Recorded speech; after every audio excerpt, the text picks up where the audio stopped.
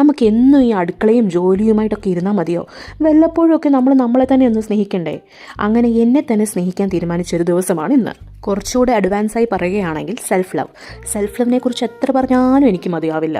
എത്ര തിരക്ക് പിടിച്ച ലൈഫ് സ്റ്റൈൽ ആണെന്ന് പറഞ്ഞാലും നമ്മൾ നമുക്ക് വേണ്ടി ടൈം കണ്ടെത്തുക തന്നെ ചെയ്യണം. അതിപ്പോൾ ആണായാലും പെണ്ണായാലും self love is very important. അതായത് എല്ലാ റെസ്പോൺസിബിലിറ്റിയിൽ നിന്നും ഒരു ചെറിയ നേരത്തേക്ക് ഒരു ബ്രേക്ക് എടുത്ത് നമ്മൾ നമ്മളെ തന്നെ ഒന്ന് റീചാർജ് ചെയ്യുക.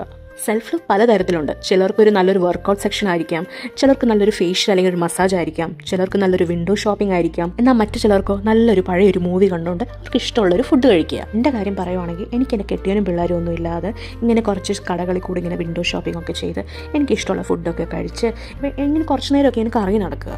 ഇങ്ങനെ പോകുന്ന 2 ദിവസം മുന്നേ ഞാൻ വെൽ പ്ലാൻഡ് ആയിരിക്കും കേട്ടോ. ഞാൻ എവിടെ പോകുന്നു, എന്ത് മേടിക്കുന്നു, എവിടെ നിന്ന് കഴിക്കുന്നു, എന്ത് കഴിക്കുന്നു എന്ന് തുടങ്ങി എല്ലാം വെൽ പ്ലാൻഡ് ആയിരിക്കും. കാരണം എൻ്റെ പ്ലാനിങ് ഇല്ലായ്മ കാരണം ഒരു ഇച്ചിരി പോലും എൻ്റെ ദിവസം പാളി പോകുന്നത് അതെനിക്ക് നല്ലൊരു പ്രയാസം ഉണ്ടാക്കും. അതാണ് ഞാൻ എനിക്ക് കൊടുക്കുന്ന ഇമ്പോർട്ടൻസ്. സമൂഹത്തിൽ ചില കൂട്ടം ആൾക്കാർക്കെങ്കിലും ഈ ഒരു പ്രതിഭാസം അങ്ങനെ അംഗീകരിക്കാൻ ഒരു ഇച്ചിരി ബുദ്ധിമുട്ടുണ്ടാകും, അതെനിക്കറിയാം.